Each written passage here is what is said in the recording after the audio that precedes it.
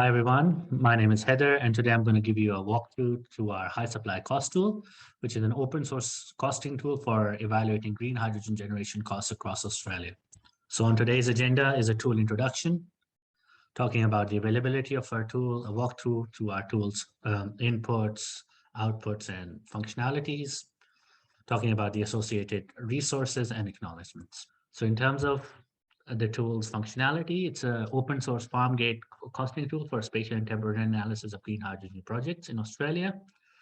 And it uses hourly solar and wind data for simulating hydrogen generation in a specific location that you can choose. So at the moment, the tool comes with preloaded solar and wind data for 41 different locations across Australia. That includes renewable energy zones in the NEM and assumed locations in Western Australia and Northern Territory. So once the locations, the solar and wind data has been preloaded, you can evaluate up to 24 different power plant and electrolyzer integration scenarios that include hybrid combinations of solar and wind farms, inclusion of battery as a standalone or grid connected configuration. We'll go through this in a bit. As I said, it's an open source tool based on an Excel-based environment with a comprehensive design template. And then you can use it to either evaluate the farm gate, levelized cost of hydrogen, or for a detailed business case scenario. So as shown in this image, so the first bit of the tool is input selection. So you select a location that preloads our solar and wind traces. Then you give it a choice of solar and wind design of your power plant configuration, sizing of the capacity of solar, wind, and electrolyzer, as well as battery, as well as cost parameters and performance parameters. So at the back end, once the input has been done, there's an energy analysis that looks into how much energy is supplied by the power plant and used by the electrolyzer to simulate hydrogen generation, which then feed into our cost analysis bit of the tool, where we calculate the annual cash flows and net present value to develop results in form of levelized cost, total investment required, annual operating costs and sales, net profit, return on investment, and payback, as well as gives you graphs on annual and hourly hydrogen generation, as well as capacity factor of power plant, battery, and the electrolyzer. So talking about the tool availability, the tool is currently available on the Globe H2E website. The link is provided here. In terms of accessibility, it's advised that you download the file and run the tool using the current Excel version 2019. Note that the tool is based on a macro, and the first time you use it, you'll have to enable macros to operate the tool. Windows of operating system is preferred because macros tend to work better on a Windows environment. And in terms of updates, so the tool undergoes updates to add in new features from routinely, and you can find these updates on the Globe H2E website. So let's go through the tool. All right, so as I mentioned, the tool is available on the Globe H2E website. Once you go to the website, just click on resources. It should drop down to HySupply Cost Tool. Yep, that should open up to this page. It talks about the description of the tool, as I mentioned, the image that I went through. And then you have the option to access HySupply Cost Tool. Once that's up, please download the file, and once the file is downloaded, you should be able to go to the cost tool.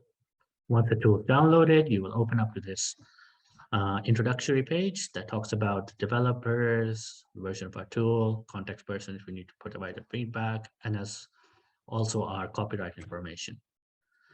The second sheet talks about the project description, talks about the scope of the analysis, talks about 41 different locations, and also says that, I forgot to mention that you have options to include your own traces for specific locations the user wants to do that analysis for.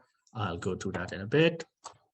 So let's go directly to the input sheet. So in the input sheet, you get welcomed by this sheet. Please, let's do a bit of a overview of the sheet. So on the left side, you'll have your inputs, and on the right side, you have a guide that would guide you through what kind of settings you'll have on the electrolyzer capacities and power plant capacity to get specific hydrogen production scales. And also know that this calculate button is very important, and that would activate the macro that is the backbone of the tool, and you'll have to click the calculated button for the calculations to begin. So let's go through the input sheets one by one. So on the first category is the scope of the analysis. You'll be welcomed by a drop-down list that provides us names of the preloaded locations that we have. So we have locations in Western Australia, New South Wales, Victoria, Queensland, Northern Territory, Tasmania, and Southern Australia. So you can select them from a drop-down list. And in case you want to have a custom location, you'll have an option at the bottom. And I'll go through how you can upload your own solar and wind locations if required in a bit. So once that's done, you also have another drop-down list that looks into that 24 different configurations that I mentioned. So right now we have options for standalone systems. So you'll have standalone PV system with an electrolyzer, grid connected, or a hybrid combination. Or in a grid connected, there are two options. So you can either do a grid connected where you have direct, you build your own power plant, the CAPEX and the OPEX, and it goes into our costing, or you can override that as a PPA. So you provide, instead of building your own power plant, you can provide a PPA cost that would then be put onto the electricity used. Cool. So here are a few notes. Please mention that the choice for the power plant used are marked as inactive below. So based on the selection you will have, your input sheets, the coloring of the input sheets would change, which would guide you through what is needed to be set, what inputs are required for that configuration to be fully defined. Once again, once you have inputted all the necessary inputs, you'll have to click the calculate button, and I'll go through that in a bit. So let's go to a case study here. So let's, for example, for a case study here, let's select Port Hedland in Western Australia. I'm putting in a 10 megawatt electrolyzer with standalone PV configuration with a battery. So I'll put in a 10 megawatt, so I'll put in a 15 megawatt solar farms. You can again oversize it, and this is completely user inputted, so you can design up to whatever scale you would like. Once that's done, we don't have a wind farm in our configuration, so that's grayed out. So now this would give you the total power plant capacity that we would have. Let's put in a battery of 2 megawatt of storage and a duration of, let's say, 2 hours. You can go up to 8 hours of storage in there too. So now we have a fully defined system. So with 10 megawatt electrolyzer, 15 megawatt solar farm with a 4 megawatt hour battery. Once that's done, we can define the electrolyzer. You can either choose an alkaline system or a PEM system. So for example, let's use PEM. So again, we have a specific energy consumption. That's the efficiency of the electrolyzer in terms of kilowatt hours per kg. So at current state-of-art systems, around 50 kilowatt hours per kg of hydrogen. We also have an option where you can have a fixed specific energy consumption. That means that the specific energy consumption or the efficiency is independent of the load. Or you can also choose a variable profile, where you can define what would be the specific energy consumption for a specific load. And I'll go through that in a bit. Again, we also have a correction factor. So maybe you want to put in, let's say, the efficiency of the stack as 50 kilowatt hours, and you want to accommodate for the energy consumption of the BOP, and you can set that here. For example, if it's 100%, that would mean that this is the total energy efficiency of the electrolyzer system, that includes the stack or BOP.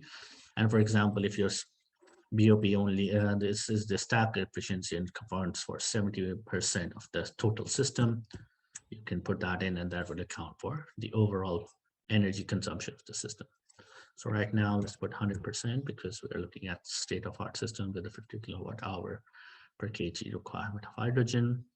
Once that's done, we go into the second bit of the electrolyzer inputs. That's the load ranges. So right now we say, okay, we can go up to 100% of load. The electrolyzer will operate at 100% load. Then would be at 10% low, and the minimum load can be 10%. You can reduce these and increase this up to requirement. There are default values here suggested based on literature values. Again, for a PM system, you can also have the option for overloading the electrolyzer. So right now I do not have it inputted, but you can put it up, for example, how much overloading you want, let's say 120%. And what would be the time between each overloading hour? Let's say you can do overloading after every 4 hours, or you can put in any values that you would like here, up to 24 hours. So once the load range has been defined, you go into other operational factors, which is like stack replacement. As you know, during hourly operation of the electrolyzer, your stack would, the electrolyzer stack would degrade. So we here have two profiles. Either you can do it on basis of cumulative hours, that is the total amount of hours that you've operated the electrolyzer, the stack up to during its project life, or a minimum degradation level. So if you select the cumulative hours, then you would have to input the total stack life in terms of hours and a stack degradation, right? And if you choose a maximum degradation rate, so that one's grayed out, so it's independent of the stack lifetime, but now it's dependent on how much electrolyzer degradation you want. Let's say 10% is 10%. We want to do the electrolyzer operation at 10 once the degradation occurs, cumulative degradation reaches 10% of stack capacity, or 5%, or etc. It's up totally user defined. The next one is water requirement of electrolyzer. You can put it up into based on stoichiometric, that's 9 liters per kg, or look into cooling water requirements, etc., and increase this value up to requirement. Once that's done, so that's the electrolyzer performance parameters all defined. The next bit of it is the capital costs of the electrolyzer system. So we build it in this way that first you define the electrolyzer purchase cost. So that's what's the purchase cost of electrolyzer at a given capacity. For example, you put in that at the moment $1,500 per kilowatt hour per kilowatt for a 1 megawatt system as a reference. Once that's done, we have also built in economies of scale into this model. So you can either choose two profiles here, which is a scale index, where you use the scaling method for economies of scale. That is the n factor way, and the details of it are available in this link shown here. Or you can do a self-defined one where you can go into more detail, where you can say, all right, I want 10% reduction in capital in the purchase cost when there's, let's say, 5% increase in electrolyzer capacity.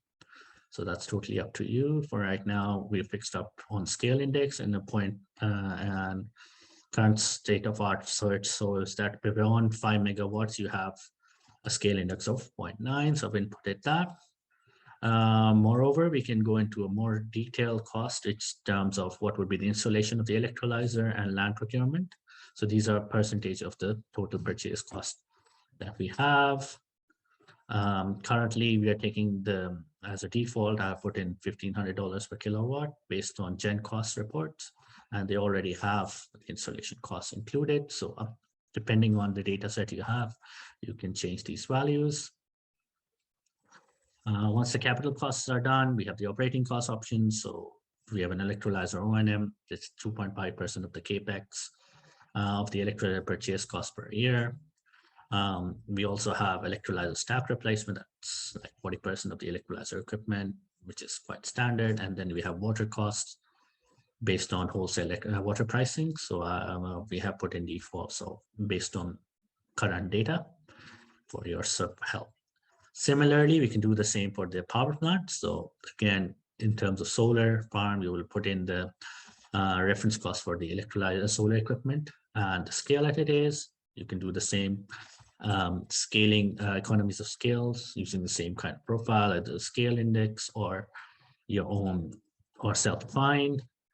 We also have the indirect cost for the solar farm, solar operating costs, and in terms of performance, we have solar degradation. So it's like how much decrease in solar output do you want to have per year as the project goes on. So once the solar parameters have been defined, you can go into the wind parameter depending on if you have wind in your configuration. Right now we don't have it, so it's all grayed out. Again, similar to the solar parameters, you have all the same parameters for wind. That is the reference cost and reference scale, economies of scale inputs, indirect cost, operating cost for the wind system, and degradation. Moving on, if we had a grid connected integration scenario, these options allow you to put in those costs. So for example, grid connection cost, that's a, let's say, upfront capital cost for grid connection. You can provide a value for that. In terms of transmission and usage charges, you can provide $1 per megawatt hour for every megawatt hour of energy that you put through the grid, the transmission network to the electrolyzer. And in case you had a PPA agreement, you can override the solar and wind build cost by providing just a direct PPA cost of buying electricity from a specific solar and wind farm. So that would just have $1 per megawatt hour based on the solar and wind outputs that we have provided in the hourly duration curves. Moving on, then if we also, right now we have a battery included in our system. So we start defining the battery parameters. We have the round trip efficiency, which is the energy lost in a charge discharge cycle. So ratio of energy, that would be the per discharge and charge cycles. We have a minimum state of charge that you can define how much minimum energy you want to be kept stored in the battery at all times, and a maximum state of charge. We also have a battery lifetime because, as you know, batteries have a limited life cycle right now, and you can include after what year the battery would have to be replaced. In terms of battery storage, we have the cost here. So batteries are currently costed at $1 per kilowatt hour basis, and we provide a defaults based on the Gen cost report to support you. Here again, you can also include installation cost, land procurement cost, and replacement cost of the battery. So how much of the battery capex you would have to reinvest for every time you need to replace the battery. So that might be 100%. We chose a 4-hour duration battery, so it was $407 per kilowatt hour based on Pratt standard. Let me double check that. Sorry, it was 2 hours. So you can use the defaults here to help you with that. So it's 527. Again, battery O&M also varies in terms of duration. And we have a 2-hour battery, so it's 9717. So once that's done, you also have another option of adding additional upfront costs that might include costs like contingencies or,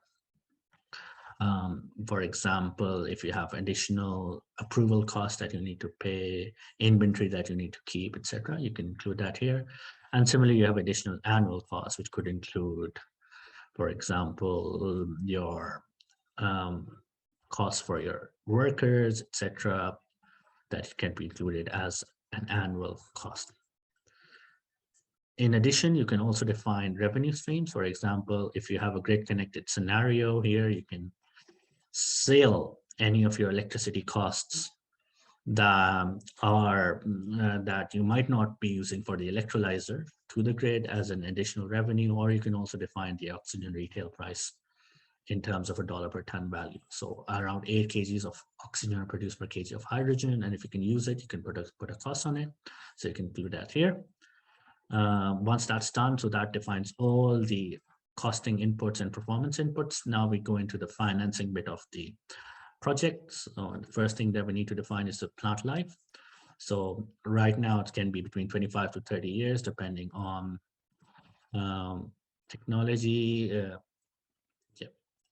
Once that's done, the next bit is the discount rate. So for an profit and NPV, the way we calculate our levelized cost is based on the net present value, and for that we need a discount rate. So you can include that.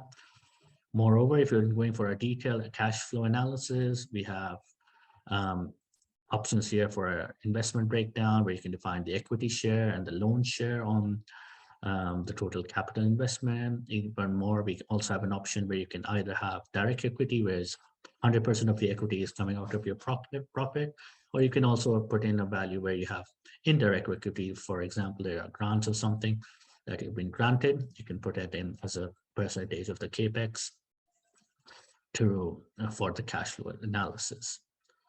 For loan share, again, we would have to find the share of equity. So once you have the equity defined, this automatically would deduct that out and say the rest is financed through a loan. For loan, we have loan term, interest on loan for our analysis. We also have post-project cash flows, which is the salvage costs and decommissioning costs. These are percentage of the total capex, percentage of the total capex. We also have additional liabilities that are, for example, inflation. We can apply on your variable operating costs, etc., or fixed costs, etc. And you have the tax rate. And we also have a depreciation, which you can select from a given list of profiles. For example, you can either have a straight line depreciation or use the Macker's schedule. So we have put that in as 3 to 20 year schedules. So they're already preloaded. So once that's all done is where you go back to the calculate button and click on it. So once you've hit the calculate button, it will go through and will iterate through the analysis and provide your results in a bit. As you can see, it's currently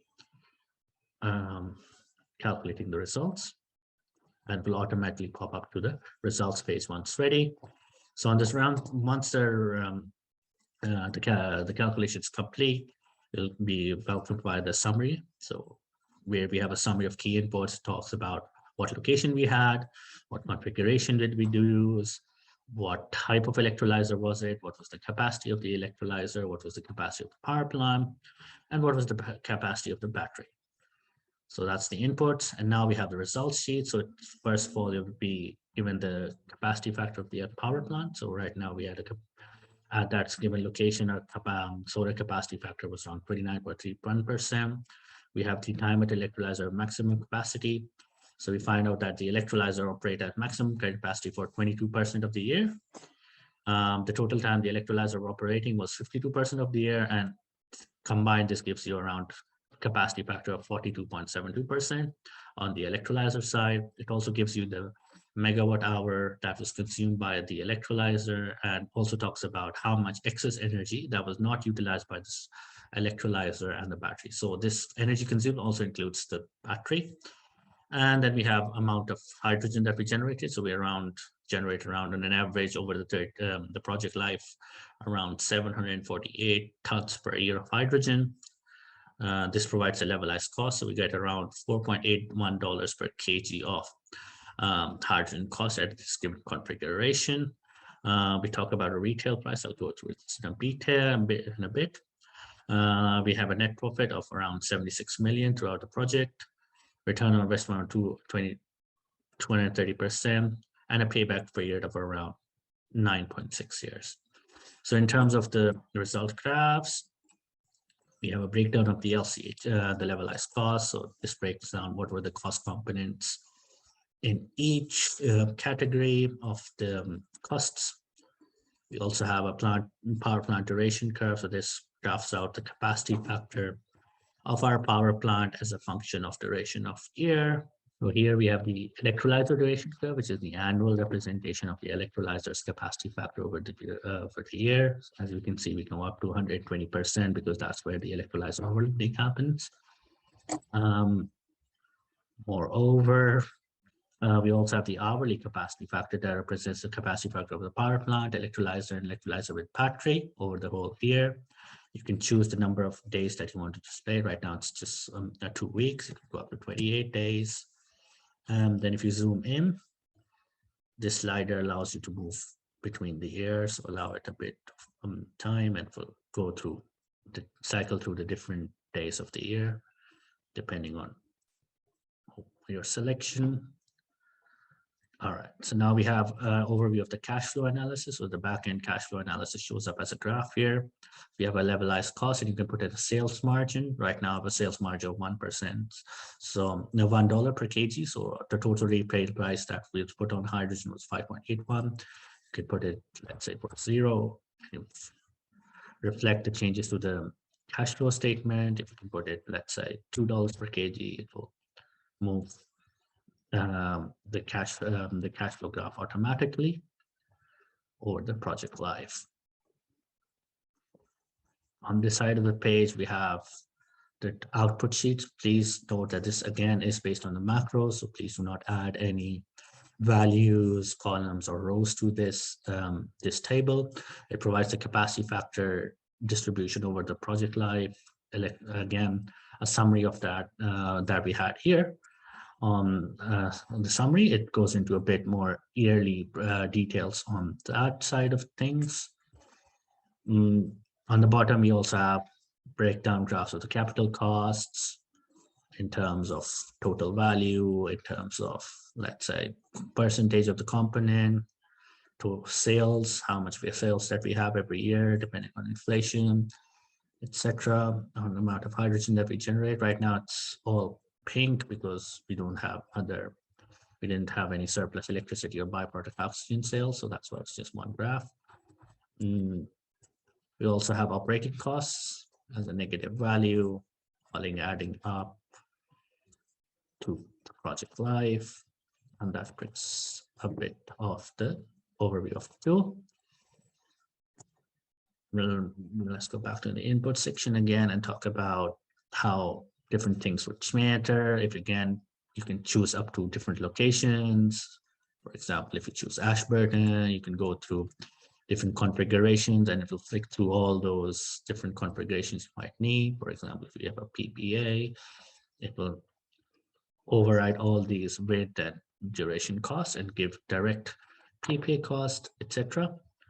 And one thing is to note is about the calculate functionality. So the calculate button will have to be, so the inputs and the calculate button have a strong connection and they would have to be redefined and re-clicked based on specific selections.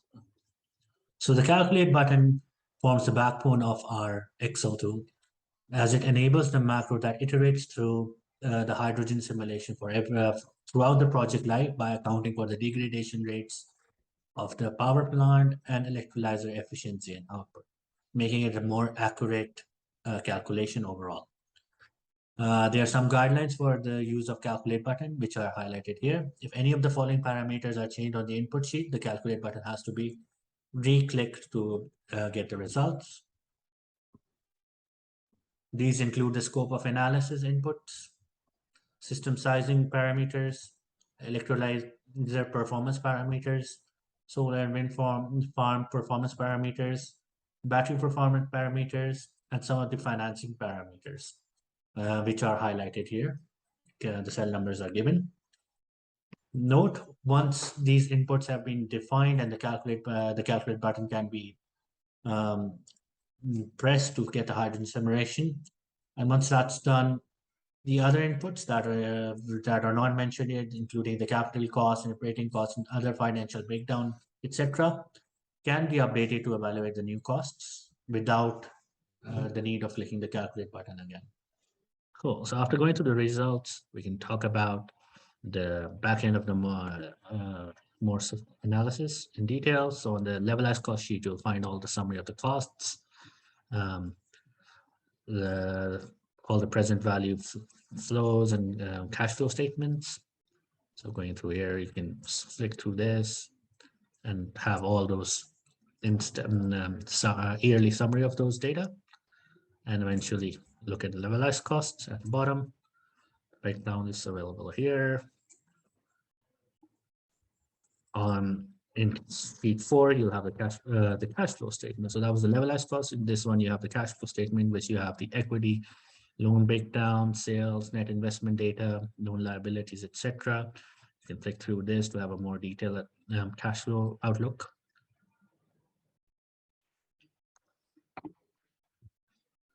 The raw data sheet is where we have all the solar and hourly solar wind data for each locations.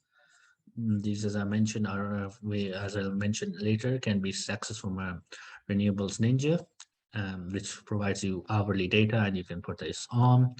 At the end of each solar and wind section, you have a custom location where you can upload, paste in your solar and hourly solar and wind data for a custom analysis.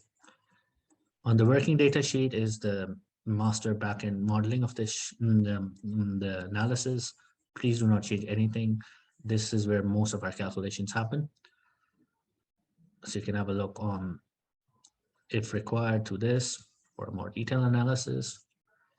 On Appendix A1 sheet, that's the electrolyzer parameters, we talk about, as I mentioned in the input sheets, if you go, if you had selected variable output, so that would override the specific energy consumption based on your input. So you have set in a polynomial function that can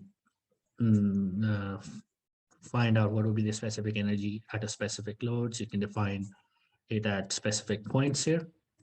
For example, at 200% capacity, what is the specific energy consumption you want at 100% load, etc. So on and so forth. We already have some literature-based models here for that can be copied if required.